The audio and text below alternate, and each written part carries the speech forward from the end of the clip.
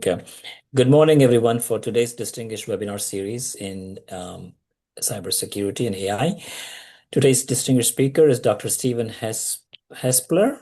Dr. Stephen is a postdoc in the Systems and Decision Science group within the Mathematics and Computation section at Oak Ridge National Lab. His research sits at the intersection of machine learning for time series and streaming data, operational research, and interconnected CPS, with a focus on developing adaptive detection algorithms for supervised and unsupervised fault and anomaly identification in vehicle CAN data and reproducible benchmarking using open datasets. He develops methodological guidance, particularly around TSCV, temporal dependence, and performance stability under streaming-like conditions to make model comparisons more scientifically defensible and operationally relevant.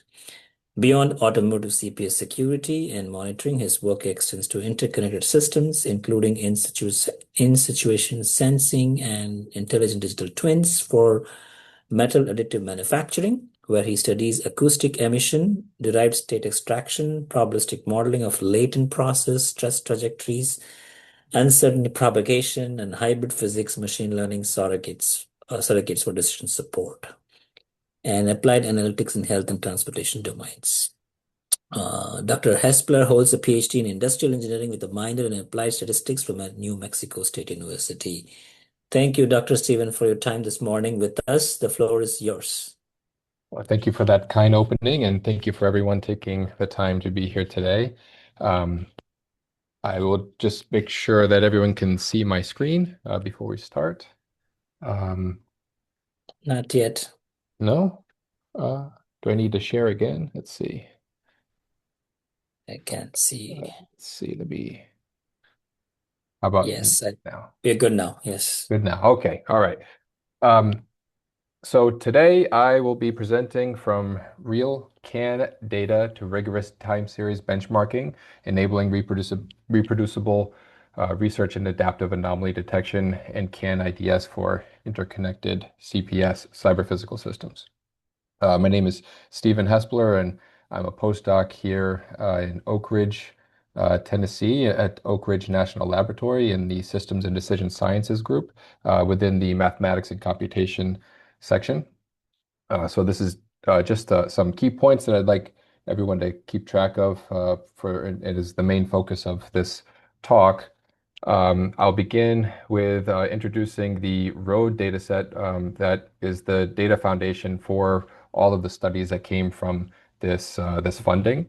I'll outline the knowledge discovery that we were able to outline with the systematic literature review and taxonomy that we created based on adaptive anomaly detection CPSs. And finally, the heart of this talk is mainly the focus of evaluating frameworks for time series cross-validation within the intermittent fault detection sphere. So with that, just a quick overview, just to give you guys an idea of where this work comes from. This is part of an internally funded proposal effort at ORNL called an LDRD. And specifically, it was focused on interconnected systems and machine learning. So what I'm showing here today is a portion of that larger program that I contributed to. So this is essentially the first 2 years or a portion of the first 2 years of my postdoc here at ORNL. And so here are some of the artifacts that we were able to produce from my end on the study. In this funding, we produced a taxonomy, two reproducibility studies, an IDS paper, and an anomaly detection paper that is currently in peer review right now. So with that, I will start. So CAN data is non-trivial for IDS, for intrusion detection systems, because the bus is fundamentally message-based. Electronic control units, primarily broadcast frames, and each frame carries two critical pieces of information, which is the first is the operation ID, which identifies and prioritizes the message. This then leads to the data field, which contains up to 8 bytes of payload. But the important point is the attack evidence does not live in just one of these places. It can actually appear in ID timing and sequence it can actually also appear in raw payload bits, in bytes, and in decoded signals that are extracted from the payload. It can also be present in the physical layer of the fingerprints themselves. And that's why the Road paper organizes controller area network IDS into multiple feature families. Um, and this is it's why the realistic benchmarking has to support more than just the payload classification.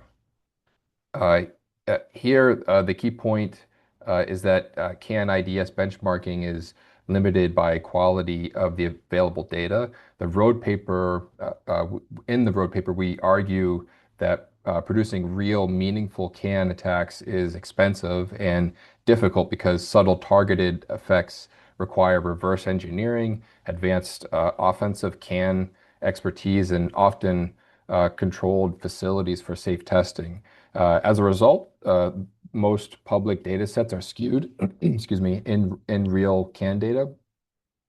Labeled real attacks are mostly limited to fabrication or message injection attacks, while many more advanced attacks types are only available as simulated or synthetic data.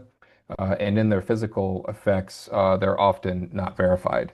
The consequences is methodological.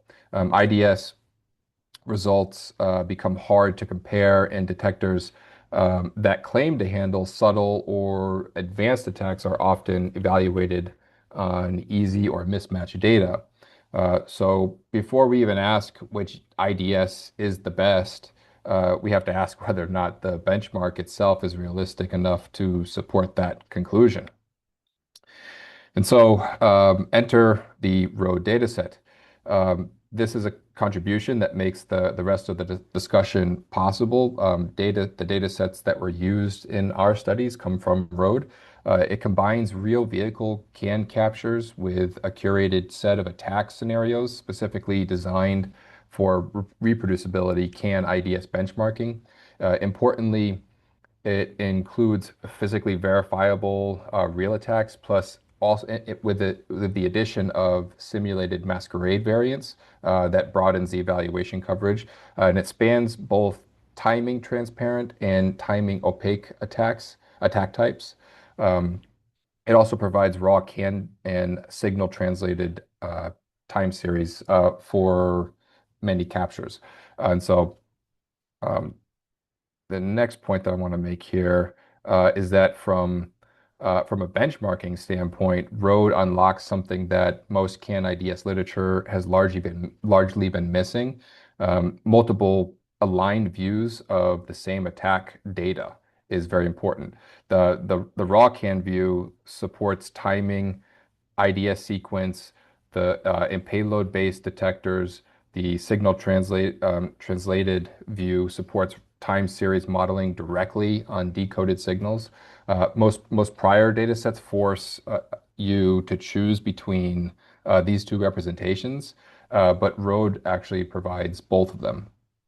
Just as importantly, it's a structured metadata that I'm showing some of the IDs here that are extracted directly from the code base. Um, and so it separates ambient from attack captures and records injection details like the ID, the payload interval. And so essentially the detector output can be matched to what actually happened. And that is what makes evaluation not just realistic, but repeatable and defensible. So the next portion of my postdoctoral studies here have been based on a systemization of knowledge within the field. We noticed that early on that there wasn't a whole lot of organization to the literature, and so we attempted to do that with this framework. Um, And so in our systematic literature review, we analyzed specifically adaptive anomaly detection research across cyber-physical systems and found a fairly consistent pattern. Most studies address either near real-time detection or model adaptation, but not rarely both. That exposed a real gap in what we should count as truly adaptive anomaly detection. Um, so from our review, our main conclusion is that was that truly adaptive anomaly detection in CPS requires two components together, not just one. First, the detector has to process data in near real time because in safety critical systems, detection must happen before consequences unfold. Second, the method needs an explicit learning mode for adaptation, whether that's a full retraining or incremental updating or a hybrid strategy. The second component is what makes the system adaptive rather than simply a fast detector. Um, and in our review, we're able to show that much of the literature still emphasizes only one of these dimensions. So here I'm just summarizing the systematic approach that we used for the protocol. We scoped the study for peer-reviewed quality papers that were in English language and were either journal or conference papers published between 2013 through November of 2023. Uh, we focused on five major databases, including IEEE, Explore, ACM Digital Library, Springer Link, Science Direct, and Emerald Insight.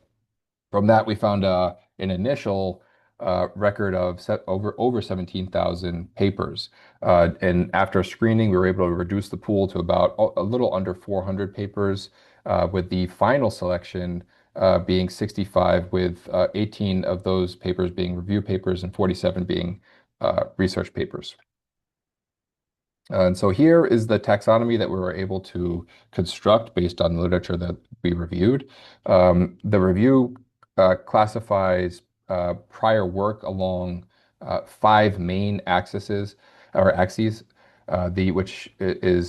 first is the attack type, the CPS application domain, the learning paradigm, data management, and the algorithm family. So instead of treating adaptive anomaly detection as one vague category, we attempt here with the taxonomy to separate whether a method targets attacks like DOS, fuzzing, FDIA, spoofing or masquerades, these sorts of attacks, and whether it is used specifically within ICS, vehicle, power grids, Internet of Things, or smart grids. We also take a look at whether or not it's supervised learning platform and unsupervised learning or reinforcement learning. And probably most importantly, we determined if the study was truly online or if it was offline. And then finally, we evaluated for traditional machine learning techniques, deep learning, and a hybrid of these two techniques. And so I know this is a somewhat challenging figure to see, but this is essentially the meat of the paper that we published. Uh, what we were able to find in the literature is that it's mostly concentrated on ICS. Uh, where more than half of the review papers, 24 out of 27 papers, are located in this on this focus. It is also heavily supervised learning, having 36 of 47 papers living in that sphere here. And we actually found that most of the training was done offline. Um, and about 21 of 47 of the papers relied on what we deemed as deep learning, while only 16 out of, out of 47 discussed online evaluation at all. So we were able to essentially classify two clear gaps. Most work either addresses model adaptation or near real-time processing, but rarely both. and even the papers that claim to be adaptive are still evaluating in offline conditions. So this gave us motivation. So we had two different directions towards the last year of the funding here with this project, and one was IDS based, and the other was fault detection. I was assigned to fault detection to simply answer some questions along the lines of, so let's say we were able to detect attacks through certain frameworks. Can we also detect when the system is in an outlier or anomalous behavior and be able to distinguish between the attacks and anomalies just based on faults of the system? And so, at a high level, what we're doing with this project is to is it, we're asking a deceptively simple question.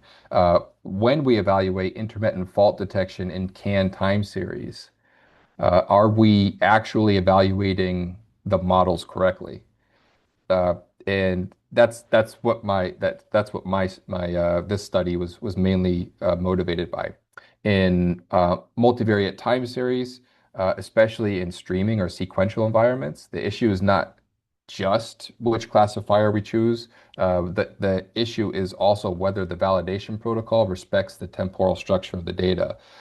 In the evaluations, if the evaluation setup is wrong, then even strong-looking models, results from those models can be misleading. So the specific setting of this study is intermittent fault detection in CAN-derived multivariate time series.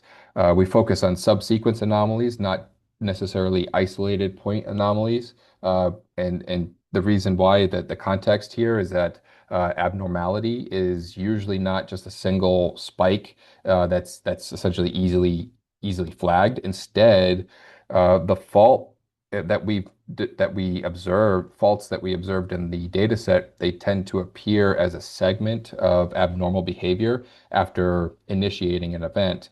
Um, and we also found that they may surface as intermittently, they may evolve gradually, and it may only become meaningful when several disjointed abnormal windows are interpreted together. And so we study temporal pattern recognition, not just a static classification problem. Time series observations are sequential, and therefore they're dependent on order of arrival to the system. And if we break the structure carelessly, we risk leakage. We could have unrealistic training conditions, and performance estimates could essentially not reflect how a model would behave in an evolving stream. And so this study, what it does is move the attention from only asking which models perform best to a more rigorous question, which is, how does the temporal validation strategy change what we think best performance actually is? And so the other key component is the data itself. This is not a toy benchmark. The use case in this study is an in-vehicle network fault data organized into multivariate time series with intermittent faults that are deliberately introduced and aligned to the sequence. We use this setting to create a realistic benchmark for studying the temporal validation and how that interacts with the fault structure. And this is important because intermittent faults are exactly the kind of phenomena that where evaluation design can strongly affect what the model appears to learn. From there, the study was broken down into four main objectives. First, we were interested in quantifying the impact of the time series cross-validation TSCV strategy. In other words, if I hold the classifier fixed and only change the temporal validation scheme, how much does that measured precision recall behavior change? Secondly, We determined whether that sensitivity depends on the model architecture. We explicitly compare shallow learners versus deep learner models to see whether some architectures are more dependent on the validation design than others. Thirdly, we identify classifier-specific strengths and vulnerabilities. So, taking it a step further beyond the shallow versus deep architecture story, we ask whether particular algorithms respond differently to the same temporal evaluation scheme. And finally, we assess the partitioning sensitivity, meaning how performance changes as a fold structure and temporal granularity are varied across the benchmark. And one final thing that I'd like to emphasize is that this is not just a benchmarking exercise for its own sake. The broader implication is methodological. If if temporal partitioning materially changes model rankings, median performance, or fold stability, then the validation design becomes a first order experimental variability. And it's not just a minor implication detail anymore. It becomes part of the scientific claim. And so the goal of this study is to determine how much of model performance is intermittent CAN fault detection is actually model capability, and how much of it is a consequence of the temporal validation protocol that's used. So before we get into the validation schemes themselves, I wanted to clarify that the type of anomalies that we're focused on are subsequence anomalies. In a subsequence anomaly problem, and particularly in a multivariate time series problem, these are described essentially as anomalous subsequences that occur after initiating a fault event. In this setting, fault detection means essentially identifying when the system transitions from a normal operation state to an intermittently or a degraded faulty state. And so you may see several disjointed abnormal windows in the data, and any one window by itself may not be enough to actually confidently identify the fault. So the temporal pattern across these windows is what carries the real information. That is why temporal dependency is extremely important here. If we ignore this structure, we risk evaluating the model in a way that is not reflected or not reflective of how it could actually perform in a live situation, a live streaming data event. And so that's the motivation for using TSCV. And the whole point is to use evaluation protocols that respect temporal order and better reflect sequential deployment. And the last issue that we like to address here is is the issue of class imbalance. Anomalies are rare by definition. And so the evaluation folds that we use can be highly skewed. We note that in some folds, there's even one single class present, which makes the standard metrics that are used in normal studies like F1 score and all these sorts of things, area under the curve, AUC rock, these sorts of metrics that become less meaningful. That's why in this study we've emphasized precision recall behavior as the main metric. And so for just a real high level view, there's three cases here that determine time series outliers. On the left, we have point outliers. These are essentially just single observations that behave unusually at a specific instance. And it's usually where a point crosses a threshold that's usually established by a domain expert. In the center, this is where the work that I'm presenting lives. This is where subsequence anomalies are shown to be contiguous segments where we see the joint temporal behavior is abnormal. And when individual observations may not look extreme on their own, a group of them do. And so in CAN data, CAN-based systems, faults are often within this sort of scheme. And finally, the other type of time series is when, or the other type of anomalies is when time series data sets themselves are entirely anomalous and therefore classified itself as anomaly or within the thresholds of being normal. So here we're summarizing the full design experiment of the pipeline of this study. We use starting on the left panel, where what we're doing here, the process begins with the CAN bus. CAN frames here are collected from the actual vehicle. In the diagram, what we're doing here is we're highlighting the main protocol fields used in the study, especially from the arbitration ID, the control field, related fields, and the payload in CRC.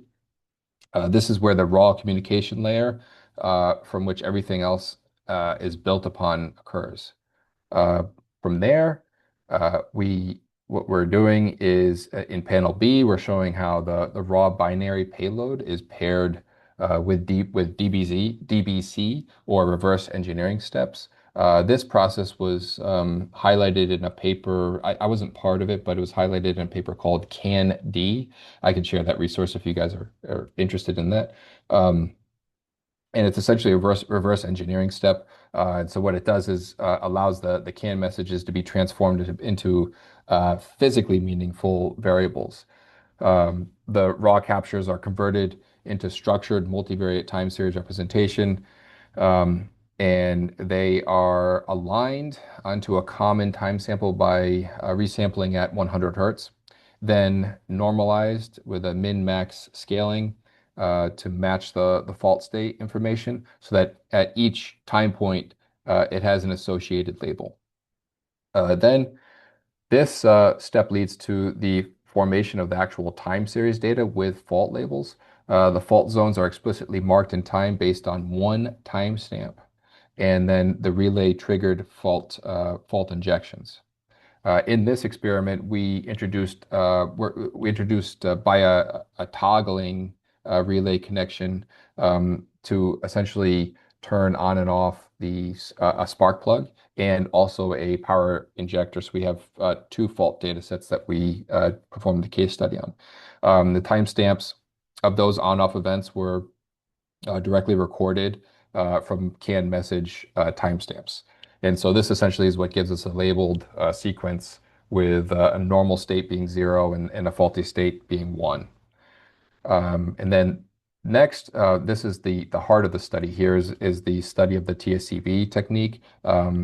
We use two temporally aware strategies called a walk forward technique and a sliding window. And we vary k-folds based from 3 to 9. And these numbers were essentially selected based on the limitations of the data set size. And then next, we're essentially uh, sort of grouping classifiers by shallow or classical machine learning techniques.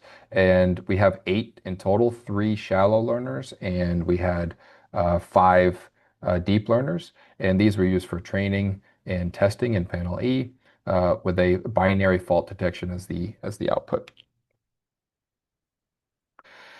Okay, so very briefly, this is just the actual experimental setup that we used. We used a 2013 Ford Fusion hybrid Energy Max, and it was positioned on a dynameter for stationary data collection. The data was collected with a Raspberry Pi and used an OBD2 port, which allowed Sam, who collected the data, to log all the CAN messages that were transmitted during the experiment. Um, so I'll just get right into some of the math here that we used. So on the left-hand side, we are defining a multivariate time series where each x of t observation is within an m-dimensional observation vector. From the stream, we define the subsequence S as a continuous block of time points. And in the middle, portion here, we've defined the two strategies that we're using. So walk forward and sliding window. Um, for the walk forward, the model starts with earliest historical observations. It trains on that initial window, and then it tests on the immediate window following that future block. For each fold, the training set is expanded by an offset of delta. And so walk forward essentially preserves causality while accumulating more history over time. For the sliding window, the training set remains fixed as at a size omega, but the whole window moves forward by a measurement of delta, as essentially as new observations arrive to the system. So what this means is that older observations are dropped and recent context is emphasized. So the test block is similar to the walk forward technique, which is immediately follows the training block. And so this both of these techniques maintain temporal order. They preserve temporal order really well. So this is the experimental setup. On the left, we're highlighting the metric that we use, the area under the curve precision recall. In practice, this is obtained by sweeping the classifier's decision threshold and tracing how precision changes relative to recall. We use AUCPR because it's especially informative under class imbalance. And this is very important because anomaly labels are rare, especially in this study. And the fold level, class distributions can substantially vary across temporal splits. And in fact, some of the positive class ratios can range from 0 to 100% at a particular fold. Um, and so mathematically, the AUCPR is just an accumulation of area under the curve, precision recall for each small increase in recall. And so from there, I multiply that recall width by the precision at that point, and then sum across all the thresholds. And so here's the fun part. We began the bit. We can begin discussing the benchmarking strategies. So leading off is inception time. The core idea of this model is that it's a multi-scale convolutional processing unit. Each inception module first uses a one-by-one bottleneck convolution. And what this does is it reduces channel dimensionality, which essentially lowers the complexity and makes the longer temporal filters feasible during operation. From there, the model applies uh, essentially multiple convolutional filters of different lengths in parallel together with together with a parallel max pooling branch. And so the network can detect short, medium, and even long-range temporal patterns simultaneously. And those parallel outputs are concatenated, and the models are essentially stacked deeply with repeating up to 6 iterations. And so the model is finally stabilized with a residual connection. And in the out of the box framework, the inception time model, it actually has an ensemble of 5 independently initialized inception networks with predictions that are averaged across the entire ensemble. And this makes inception time a natural benchmark for asking whether a high capacity multi-scale temporal learner is sensitive to validation scheme regime. On the right side, we are demonstrating the long short-term memory fully convolutional network. And the idea here is complementary rather than purely multi-scale. This model uses two parallel branches, the FCN branch performs the temporal feature extraction through a stack of 1D convolutions. Uh, each of them are followed by batch normalization in ReLU activation function. And then it compresses the learned representations into a final global um, average pooling. In parallel, that the LSTM um, branch uses it's essentially designed to model the sequence dependencies explicitly through these gating equations and dynamics. In the original architecture, the input to the recurrent branches pass through a dimension shuffle, and then the LSTM follows a dropout.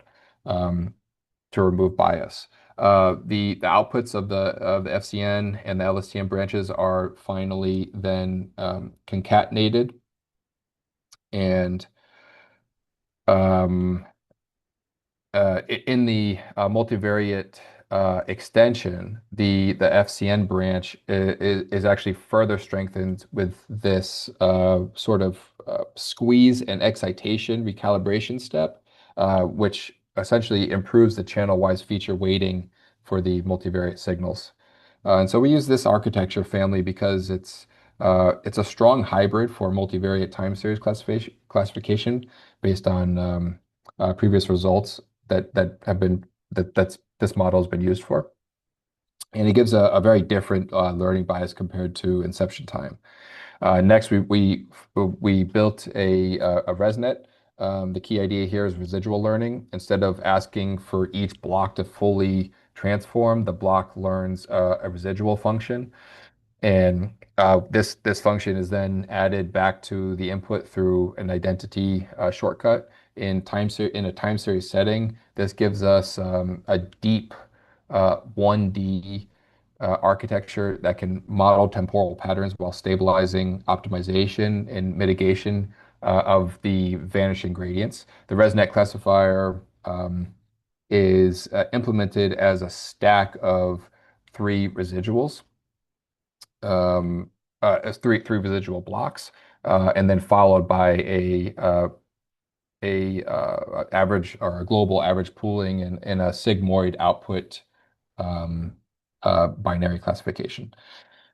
For the temporal convolutional networks, its defining principles are essentially causality, dilation, um, and this a pretty straightforward residual structure.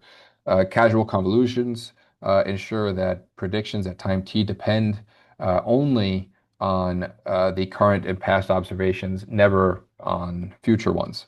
So dilation expands the receptive field exponentially.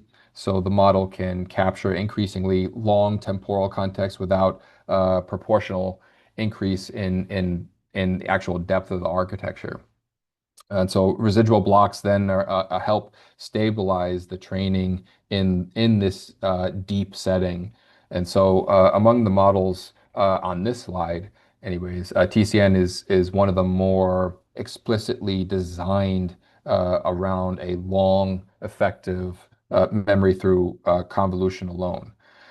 Finally, is a unique approach called Rocket.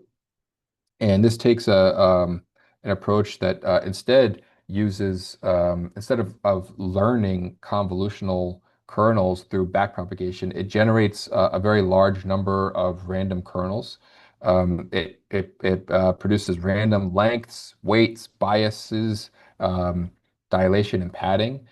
Each kernel is applied to the series by a sliding dot product, in which each resulting feature map is compressed into two scalar summaries, which are called the maximum activation and the proportion of positive values, or PPV. So these are essentially transformed features and then are passed to a simple linear classifier. So Rocket trades essentially this deep hierarchy for a more diverse random feature map. It's also important to note that some professionals don't even classify Rocket as a deep learner. But instead of making a totally new category, we just sort of pooled it into deep learners, um, just because it's not a classical machine learning technique. And finally, we have our shallow learners. First, we have our extreme gradient boosting, XG boost, where the key idea is additive tree boosting under a regularized objective. This model is essentially built one tree at a time, where each boosting around the objective is rewritten around the current ensemble, and then it's approximated with a second order Taylor expansion. This gives the algorithm access to both the gradient and the Hessian information, which is then used to aggregate within each candidate, whereas like each candidate leaves and decides how the next tree is formulated. So XGBoost is not necessarily just a boosted tree in a generic sense. It's a second order regularized tree ensemble method. Next is the random forest architecture.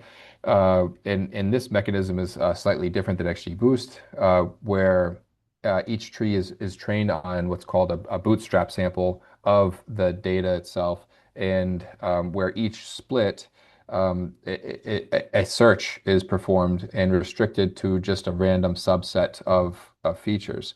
That combination with bagging plus randomized split selection it motivates a reduced variance and decorrelates the trees. At prediction time, each tree essentially performs a voting block, um, and in what's called a majority class. And what's interesting about the random forest is it's particularly important in this study because, as I'll show you later, it turns out to be one of the most stable classifiers across temporal validation schemes. Finally, we have support vector machines, which take a geometric approach. The goal here with this model is to find a maximum margin hyperplane, shown here, and that essentially separates two classes. When the data is not linearly separable, we can use different classifier kernels, like, for example, a Gaussian RBF kernel, and this implicitly maps the data into a higher dimensional feature space where linear separation becomes possible. And the training of this of SVM is performed on a convex quadratic optimization problem, and so the solution is globally optimal. Um, here, what we're doing is capturing the central empirical result of the study, where we are able to determine that the temporal cross-validation strategy itself has a stronger effect on performance than whether the model is actually shallow or deep. Starting in the top box plot here, um, the comparison between walk forward and sliding window across all evaluation classifiers and fold settings, we're able to show that the entire AUC PR distribution shifts upwards for sliding window, and the mean for walk forward is actually a 0.62, whereas for the sliding window is 0.8. Just as an important visual, you can see the distribution of walk forward is broader, and contains many more low scored outcomes below the 0.5 area. And in contrast, we could see that sliding window concentrates more of its mass on the higher performance region.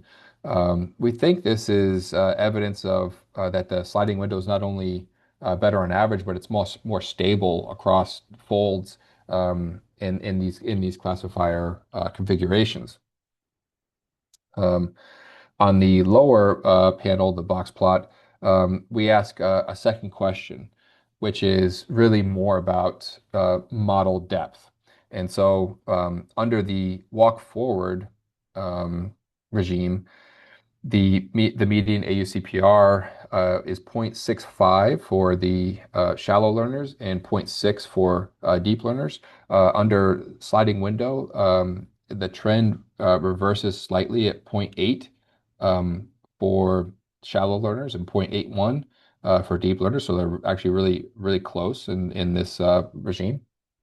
And so there are small median differences, but shallow and deep learners within this validation regime are mostly dictated based on the TSEV technique. Um, in this portion of the evaluation, we're essentially trying to answer whether the sliding window advantage is just an aggregate effect or whether it actually persists when we break the results down more carefully by classifier and also the k-fold setting. And so starting with the classifier-wise comparison in the upper left plot here that you see, um, uh, the pattern is fairly consistent. For almost every classifier, the median AUCPR under the sliding window is higher than the walk forward scheme. For example, we can see in SVM the actual improvement it's improved from about zero point 0.5 to 0.76 for XG boost. We have from 0.67 to 0.83, and even for Rocket. We have 0.69 to 0.86. We performed a Mann-Whitney test, which evaluates with p-values. And we found that p-values are significant for all of those cases, except for random forest, with a p-value of 0.18. And so the classifier level story here is that sliding window is beneficial for nearly all benchmarking scenarios except for random forest. And so we take a step towards evaluating the k-fold analysis in the lower plot here. And we ask a similar question across the k-folds. Again, here, sliding window has a higher mean AUCPR than walk forward at every k-fold 3 through 9, except for k-fold 7, where it's statistically not evident with a 0.07, although it's a very slight evaluation there. We believe that sliding window seems to provide more favorable training conditions because it has this overlapping window effect, which offers more dense temporal coverage and more representative exposure to the intermittent fault signatures during the training process. That's essentially relevant for localized subsequence anomalies where preserving the recent temporal context is essentially critical for generalization. So we wrap up the results with establishing that the empirical fact is clear that sliding window produces higher median AUCPR than walk forward, and that average is especially visible at lower and moderate fold counts. This is likely due to the overlapping nature of sliding windows with these sliding folds, which gives the classifier a more dense temporal coverage and a more representative exposure to intermittent fault signatures during the training process. Second, the two validation schemes are imposed differently with different learning conditions. In walk forward, the training set keeps expanding, so the model accumulates more and more historical data over time. In the sliding window, the training set remains fixed in the size and moves forward, explicitly discarding the older observations. And thirdly, we'd like to also mention that the difference it matters in the multivariate process here because the data is non-stationary. At least one of the signals in the data set, we performed a test to validate this. At least one signal in the data set is at least fails the stationary test, which means essentially that the data generating behavior evolves and changes over time. And so in that setting, a validation design is not neutral. It changes which temporal regime the model sees during training and how comparable training and testing conditions really are. And so the main takeaways here of this talk, to summarize, is that realism matters. Without realistic, well-documented CAN data sets, benchmarking claims are hard to trust. Second, the adaptive anomaly detection needs a more precise operational definition. In CPS, that means near real-time processing plus an explicit adaptation mechanism. And thirdly, um, uh, and most importantly, is the evaluation design can dominate conclusions. In non-stationary subsequence fault detection, changing the temporal validation strategy can shift the full performance distribution and even change which models appear to win. And so with that, I wrap up the talk. Thank you. Thank you, Stephen, for a great presentation. Now we leave up to the questions. Maybe I'll start with the first question. Can you go back to the slide where you showed this 0.18 for random for us? So the way I read that is that there is an 18% probability the difference between the two results happened by a chance, right? Depending on who and these. I'm just curious, is it because random forest already captures the nonlinearity or the feature scaling already happened? Why do you think that's unique? This is a good question. I'm not really sure. I was under the assumption that these specific sequential models would capture the temporal patterns better. Um,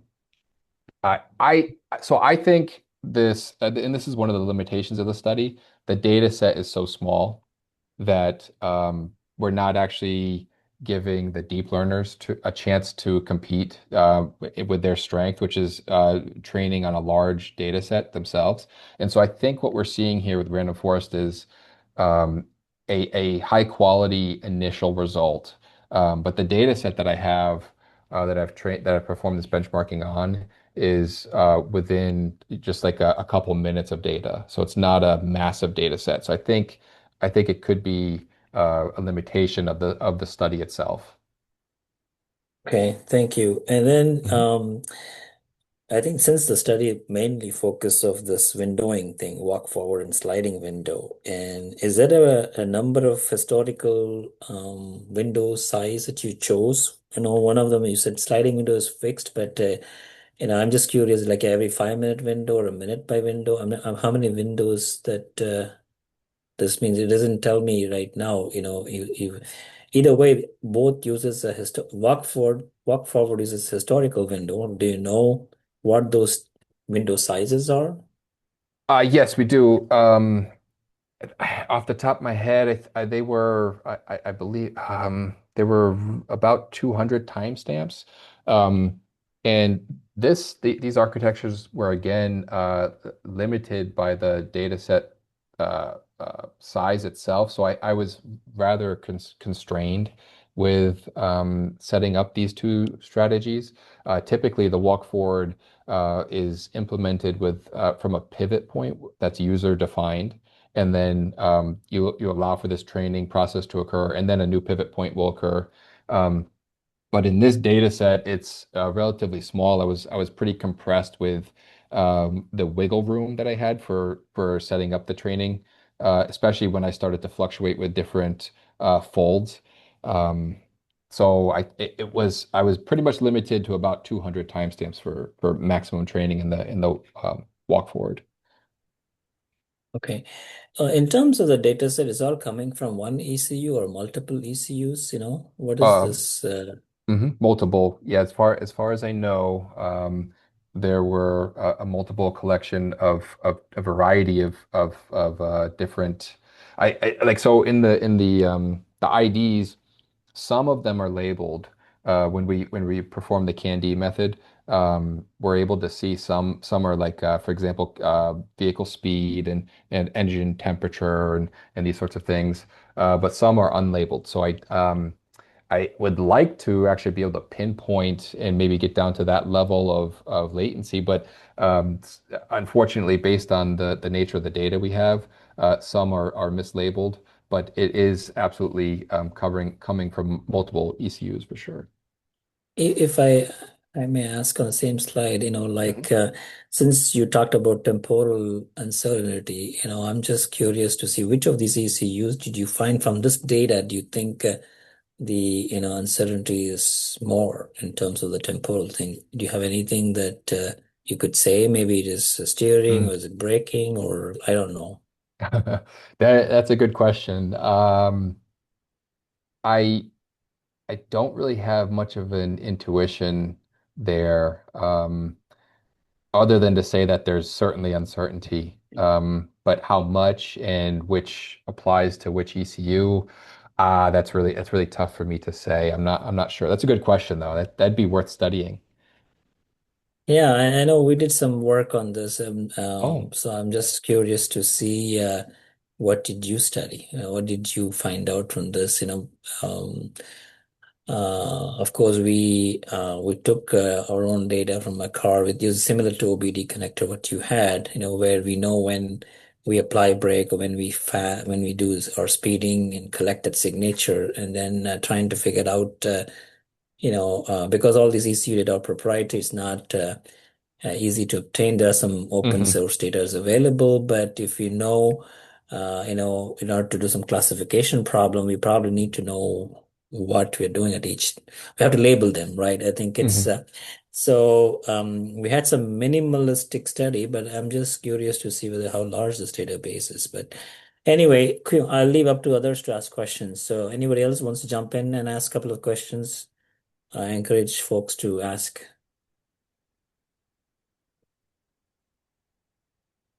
Yes, Leslie, want to speak up or you want me to read this? Okay.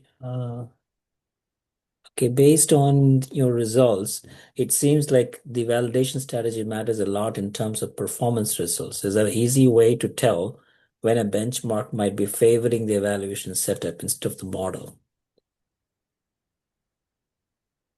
Evaluating the instead of the model. Yes, that's exactly what we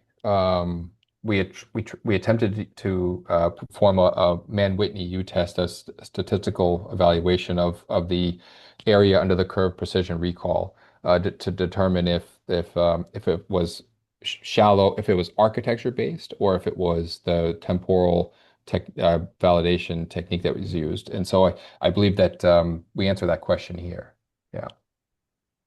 Is there a reason why you chose only AUCPR metric? You didn't look Yeah, at other metric. Is there a particular reason for that? we did look at other metrics, but they actually fail under certain circumstances. Like I'm unable to calculate some outputs. Like we looked at F1 score, and um, we've found that in some cases there's 100% or 0% class representation of the fault of the labels. And so AUC PRs, at least from my understanding, is specifically designed to deal with this sort of extreme class imbalance, and it was really beneficial in with evaluating through the folds. Thank you. You're welcome. Any other folks wants to jump in and ask any last question or so?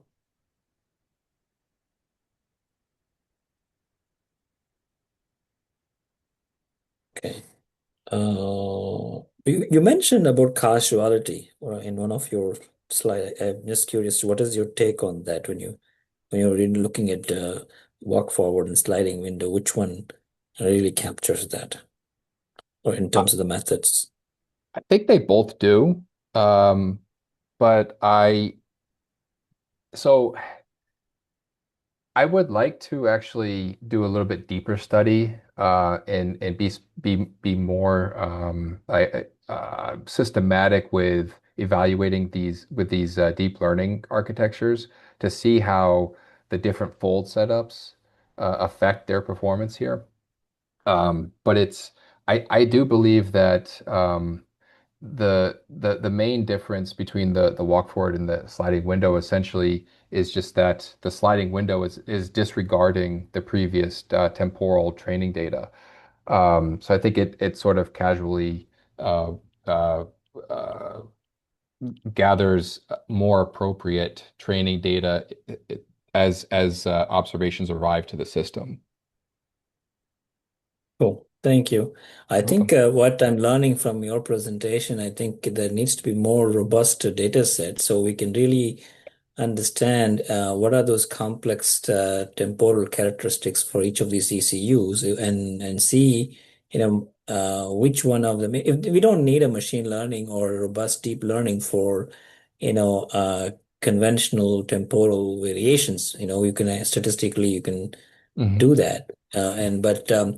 The question probably is, to see, which of those gives you a dynamic uncertain variation that's very difficult to quantify, and maybe you can even identify a particular ECU without even knowing, right? I think these are something that I'm interested in, but I think looks like Yeah. so I think it just tells that it needs more robust data sets.